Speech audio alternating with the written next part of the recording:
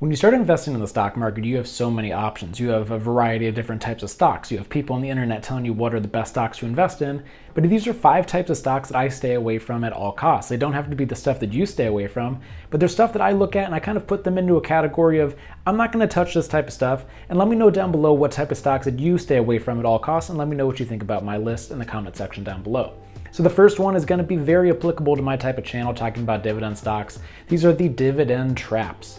You can have too much of a good thing. Dividends are a percentage of the earnings that are paid out to shareholders, and you can have a variety of payout ratios, which is that ratio of the payout over the earnings, but as it gets to a certain level, the payout is going to be too high, it is not sustainable. You can see this with stocks that have gone down significantly in recent times, and it makes it so that the dividend yield, which is a function of the number or the dollar amount paid out by the stock over the stock price, as the stock price decreases, it means that the percentage is going to go up. And so that's going to look super attractive. You can find dividends that are sitting around, 9%, 10%, but it gets to a point where it becomes too risky because it is not sustainable for the company to pay out these types of dividends. An example here is going to be Barnes & Noble, a stock that I didn't even know paid out a dividend until I was doing research for this video. But at the time that this article was written, it was paying out 9.5% of its dividend yield, and was having its payout ratio above 100%, meaning that 100% or more than 100% of the profit that was coming in was getting paid out to investors, which is not sustainable. So it gets to the point where you just see the dividend yield and it can look attractive, but it usually means that the dividend is going to have to be cut, and this is a death sentence to any type of dividend stock. And they want to hold off as long as possible trying to cut the dividend just in case they can bounce back, maybe make some more money. But a dividend cut is a huge blow to a dividend stock, and you want to avoid that at all costs. And that's why number 1, I'm staying away from the dividend trap stocks. And my kind of cutoff is anything more than 5% on a normal dividend stock, I stay away from at all costs. So number 2 is kind of a weird umbrella. It's stocks that operate a business that you just don't believe in or you don't want to be a part of. For me, this is going to be very different than what you feel, but for me, I want to stay away from fossil fuel companies at all costs. There's kind of the moral aspect of it. I work in conservation, and fossil fuel companies like Chevron and Shell go directly against the type of work that I'm doing. And so buying into these stocks means that I'm supporting companies that are going directly against the things that I believe in. A lot of people believe that if you're investing in the stock market, you have to just kind of have to go in with the bad guys. That's not true. One of the benefits of picking your own stocks versus picking the overall market is you can specifically pick which types of stocks that you want to invest in. And I try to stay away from stocks that are going directly against stuff that I believe in. So I kind of stay away from stuff like that. And there's a different category for every person. And I'm very curious what types of stocks that you stay away from because of kind of the moral grounds, or just that it does not align in the stuff that you want to be investing in, and let me know down below. So number 3 is going to be the hyped up stock that everyone's telling you to buy into. We've seen this a lot recently with the rise of social media and talking about stocks, but this has come full circle with stuff like Bed Bath & Beyond, a stock that became a meme stock in 2021, rose up significantly, and now has filed for bankruptcy. And people, even to the last day that it was trading, were saying, oh, gotta buy in, the short squeeze is gonna be coming. But anytime you hear too many people talking about a specific stock, it's a good sign to kind of stay away from it at all costs. Kind of the joke is, if someone, especially like a cab driver is how the joke usually goes, if the cab driver tells you to buy a stock, it's usually a good reason to stay away from it at all costs, just because everyone's kind of rushing to get in. It's an emotional trade. You're not buying in because of the fundamentals of the company. You're buying in because a lot of people in your life are talking about it and you don't want to miss out. This is the situation where I want to miss out. I did not get into the GameStop scenario. I got in very early, made some money, and got out, and I stayed on the sideline. I'm very okay with letting other people rush into risky trades and me stick on the sideline and stick with my dividend stocks that I know are going to be reliable over time, because there's a huge amount of risks that go along with these types of stocks. As momentum is pushing it one way, the momentum can get pulled the opposite way very quickly, and that's kind of the inherent risk of buying into these momentum stocks. Momentum stocks trade very quickly, they're very exciting, and that's part of the problem. That's why number 3, I stay away from stocks that are getting hyped up on social media. Most recently, it's going to be GameStop and Bed Bath & Beyond. Number 4 is going to be the discount stock. This is a trap I've fallen into a lot because you see companies that you really enjoy and they go down significantly, and you think, oh, I can buy into a stock that I love at a fantastic discount, so then you buy in. 2 of these situations that I wanted to talk about in today's video that I bought in that were mistakes. The first one was Boeing. Boeing was in a weird spot even before the pandemic, as 2 of their planes crashed, and it resulted in the halting of I think it was the Boeing 777s. All of them were grounded. And as a result, I thought of this as being a fantastic buying opportunity. They're going to have to figure it out sooner rather than later. And when I put up the stock chart, it's been pretty flat since then. And so you have that pandemic making it so that new orders were not coming in. And this was a stock that I thought would be a fantastic discount buy, and then I bought in, and then the stock just never recovered. Just because a stock goes down does not mean that it's at a deal. It could mean that it's because no one wants it. And so something else I fell into was Macy's a long time ago, but just because a stock is down significantly does not mean that it has to be a buying opportunity. You kind of need to step back and think, what are the fundamentals of this company? Why are the reason that it's gone down? If it's just a bad earnings report or people are kind of selling off because it's done well recently, that could be a reason to buy in. But if it means that the overall business is struggling, just because it's on sale does not mean you need to buy in. And so that's why I stay away from discounted stocks that are just kind of down to be down, not being a fantastic buying opportunity. All right, we're gonna wrap up this video talking about two types of new stocks and the reason why I avoid them at all costs.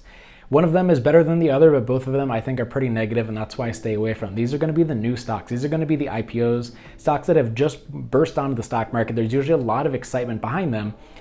And a lot of times you see a fantastic move to the upside on the first couple of days. People are getting the opportunity for the first time to buy into companies that they've loved and have bought into, but haven't been able to put their money where their mouth is. So there's usually a huge rush to buy into a stock, but there's a lot of risks that go associated with an IPO. As a stock goes public for the first time, you're kind of seeing how the market values it in real time. You can think of a company that on paper it looks fantastic, but as the market kind of decides where it goes, usually these IPOs are not strong enough to withstand the normal market movement. And so if a company goes IPO during a rough time, it usually means it's going to fall significantly more than the overall market, because on average, these stocks do not make any money yet. And in tough economic times, you do not want to be in companies that have not the ability to make profit and are just sitting there burning money. So as a company goes IPO, there's a lot of excitement on it, but I want to put up this graphic to just kind of show how the average return has gone for IPOs on their first day over time. And you can see that it goes from 2008 up until 2021. And 2020 and 2021, as the market was surging forward, you saw a lot of big winners with 2020, the average IPO being up 23% on the first day, which is just a ridiculous amount of money to be making. But for the most part, it's people that are getting in early and then selling out.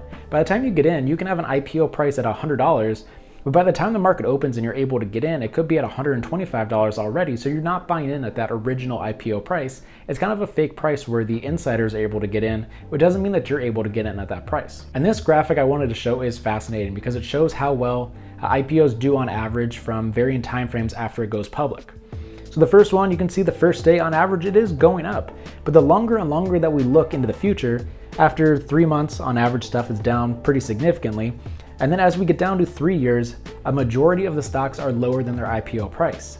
So this is a reason why I stay away from them at all costs. There's a lot of hype and momentum about buying into these stocks, but you do not know how the market's going to react to a new company like this, especially in tough economic times like we're seeing right now. So IPOs are something that I'll stay away from. But going along with that, let's talk about SPACs, which is a special acquisition process of a company going IPO without some of the IPO protections that you have put in place. So SPACs, or special purpose acquisition, is a method of a company buying a smaller company with the purpose of it going public. And so it makes the stock that was buying it, it's going to make a lot of money because they're going to get a lot of the outstanding shares as a result of bringing this company public. But there's a lot of risk that goes associated with it, and it's become kind of the more popular method of companies going public quickly, because you can go much faster becoming public going through an SPAC acquisition versus going through an IPO. An IPO has a lot of paperwork and SEC filings that you have to do, whereas SPAC is so much faster, and that's kind of the thing we're talking about here. You do not get a lot of the back checking and data that you get from the SEC filings, where they talk about all of the history of their company, the projections that they have going forward. Every company that goes public from an IPO, you can look to see what they think some of their pitfalls are going to be in the upcoming months and years. With an SPAC, you're just kind of flying in blind, and you have the hype that goes along with an IPO because it's shrouded in so much uncertainty that you really do not know what's going to happen. And so a really easy way to tell if a company has gone public via an SPAC acquisition is if it starts around $10. This is the Lucid Group, which is an electric truck company that's had really tough times. But you can see in the past, when I go to this 5-year chart, that's hovering around $10, which is kind of a sneaky way of noticing that it's from an SPAC acquisition. But you just have so much more uncertainty with these type of acquisitions. It goes along with the reasons why I don't like IPOs, but just tenfold. So I stay away from these more than IPOs, but both of them have their inherent risks. So overall, these are the types of stocks that I avoid at all costs for varying reasons. The first one we talked about is the dividend traps. These are companies that are paying out dividends that are too high for it to be sustainable for long term. And I want to avoid companies that are going to be cutting their dividends. I want dividend aristocrats and dividend kings, stuff that has consistently raised their dividend payout, not cut it. Number two are the companies that do not align with the things that I want to be a part of. For me, this is going to be the fossil fuel companies, but it's going to be different for every person. I don't want to put my money where it's going to be going directly against stuff I believe in, so that's why I stay away from those at all costs. Number three is going to be the hyped up stocks from the internet. If everyone's talking about it, I kind of want to be away from it. Think about GameStop, think about Bed Bath & Beyond. A lot of hype, a lot of momentum. People made money, but people lost a lot of money as well. I'm going to stick on the sidelines for those. Then next is going to be the discount stock. These are stocks that on paper look like they're a fantastic deal, but it means that they're on clearance because no one wants them, not because it's a good buying opportunity. That's why I only buy blue chip stocks, because on average, if a blue chip goes down, I'm happy buying into it because it has the backbone of the company to probably rebound.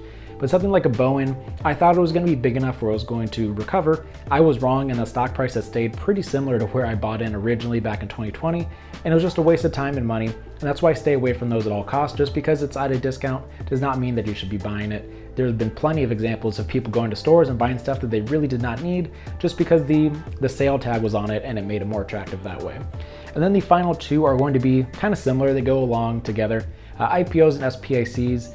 These are stocks that do not have the track record of being on the overall stock market for very long, and so you have a lot more uncertainty about how they're going to do during various market conditions, and because of that, I want to stay away from them at all costs. SPACs get away from a lot of the protections that you get with the SEC filings, so those are no-goes for me. IPOs, there might be an IPO in the future that I buy into, but for the most part, it's a lot of momentum, it's a lot of emotion, and that's not the type of trades I want to be basing my portfolio around. These are the types of stocks that I stay away from at all costs. Let me know what you thought about my list, and let me know what stocks you stay away from at all costs in the comment section down below.